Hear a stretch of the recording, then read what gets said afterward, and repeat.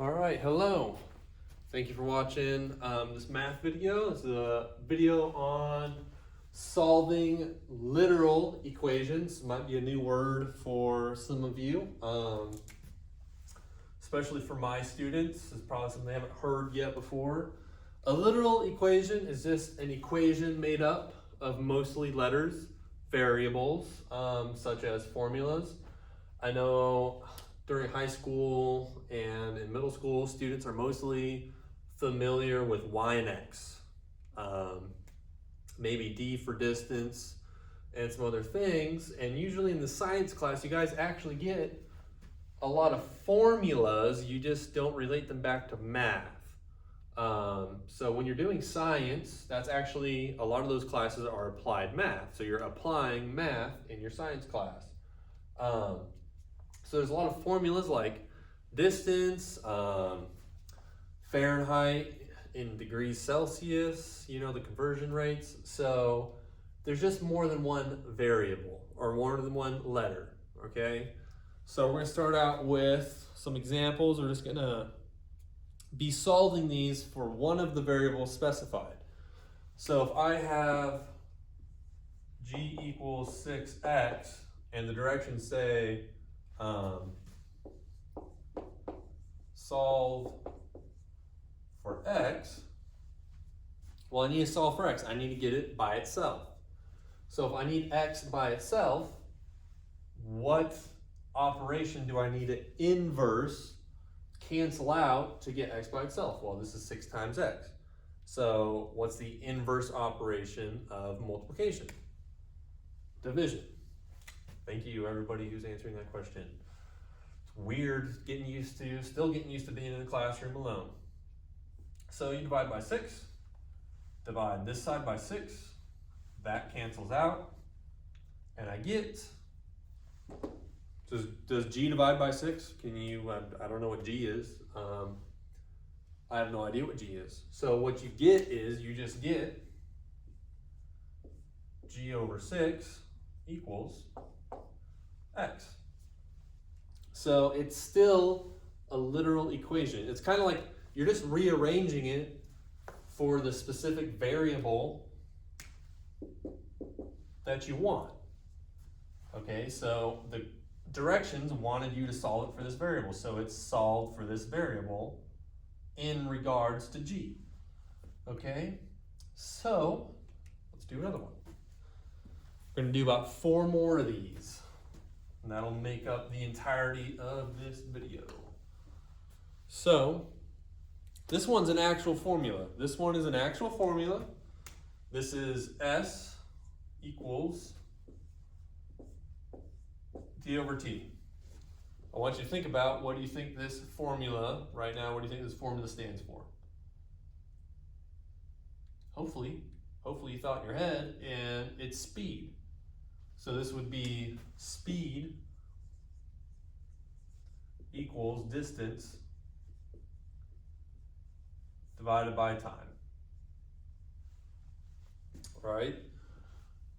So it's kind of like speed equals miles per hour, miles over your hour equals the speed that you're traveling in your car. So this is the speed formula, but let's solve this. We don't want to solve speed. So let's say, let's solve for t. Solve for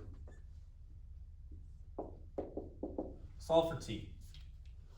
So this one's a little interesting. You're gonna actually, this is gonna be more than one step like the last one. It's gonna have 2 steps. The first step is t is on the bottom of a fraction. That's complicated. I don't like t on the bottom of a fraction. And I would say most students, if you're watching this video, are currently at a level where when you look at this, you think, I need to cancel out d for distance. I need to cancel out d because I need t by itself. So I need to get rid of d. But that's actually not helpful in this case. What you want to do, the first step to this is, if you ever have something that you want not underneath a fraction bar, you need to start by multiplying both sides by that. Because how do you get rid of division? with multiplication. So what we're actually going to do is we're going to multiply both sides by t.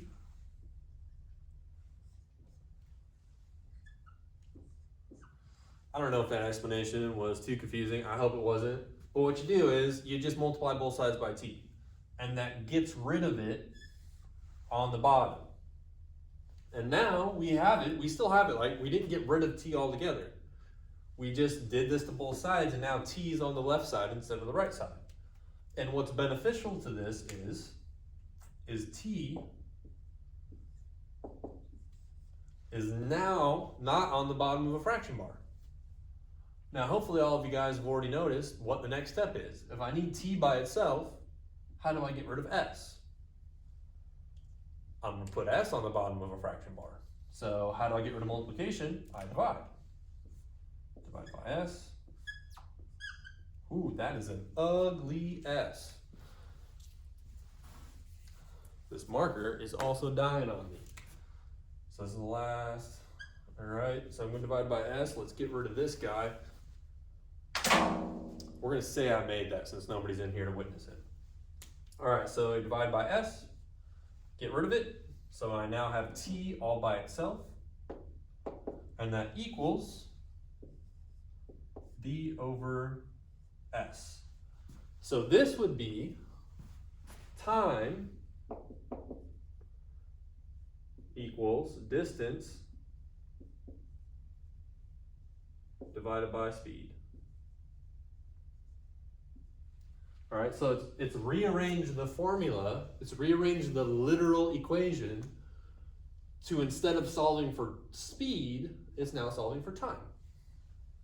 Okay, so let's move on to the next one. These ones are going to be more familiar to those of you who have been fresh out of Algebra 1 or maybe fresh out of geometry.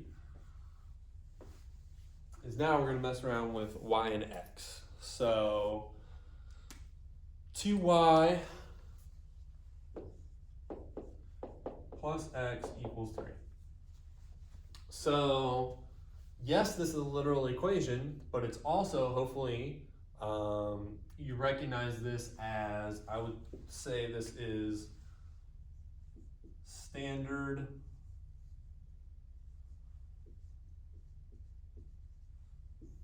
standard form of a linear equation.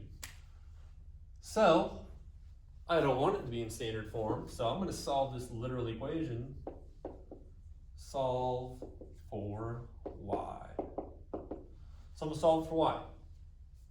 Okay, first step, I need that x on the other side, so I am going to subtract x from both sides.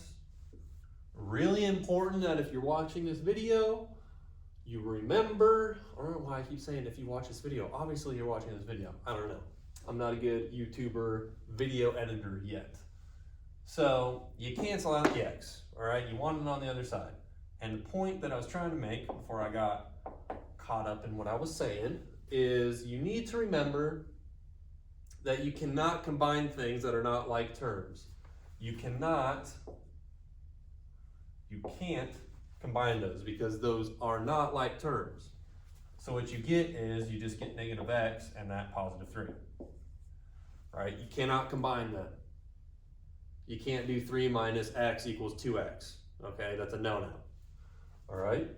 One last step, one final step. Y is not by itself, so I need to get it by itself. So I'm going to divide by 2. And I'm going to divide everything else by 2. Divide everything by 2.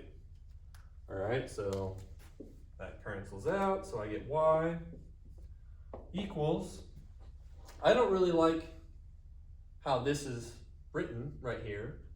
So hopefully everybody, I've been talking about this in my class, that there are invisible ones. So there's an invisible 1 right there.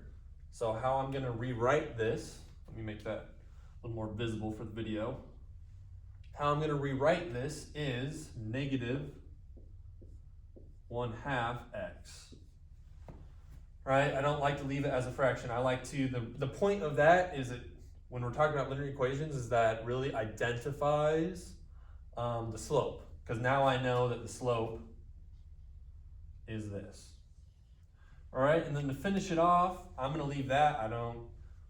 I like to leave things as fractions, especially if this is a fraction, then the next thing should be a fraction. Don't mix fractions and decimals. So we're just gonna leave this. We're not gonna write 1.5. If this is a fraction, then the next number should be a fraction. So we're gonna leave it as 3/2. Now, if your teacher is okay with, I'm not okay with it, by the way, if you're my student, you can write y equals negative 0.5 x plus 1.5. So that is an option, but for my students, I want that. Okay, so we're gonna stick with fractions unless I say otherwise, all right? So let's do one more of these, one more, then we will move on. I guess not move on, you guys aren't in my classroom. One more and then I'm gonna end the video and all my students can move on to their assignment.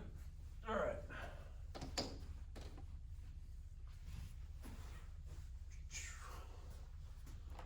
So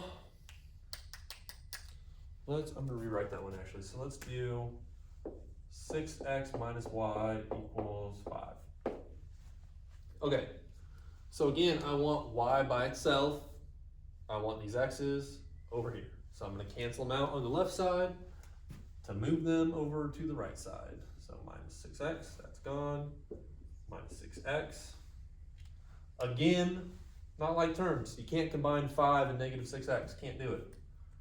So I get negative y equals negative 6x, positive 5. Okay, so I wrote this one down because it's a little bit different. That y is not by itself yet. Okay, so I need to get rid of the negative. So what I do is I am just going to change the symbol of everything, and that's a shortcut for saying I'm going to multiply everything by a negative 1. Okay, so I'm going to take everything, I'm going to multiply it by negative 1. And that changes the symbol of everything. So now I will get y equals positive 6x minus 5. Okay? So hopefully this video helps those of you who watch this to solve linear equations for specific variables, right? We solved for time instead of distance. We solved for y instead of, that was just a 5. And we solved for x instead of g. Give it a thumbs up, or just let me know if you are one of my students that this video is helpful. It's good for me to get feedback. Let me know if it was bad. Also, let me know if you need another video. I need to know if these are helpful or not. So even if there was something that you would have preferred, let me know. All right, thank you for watching.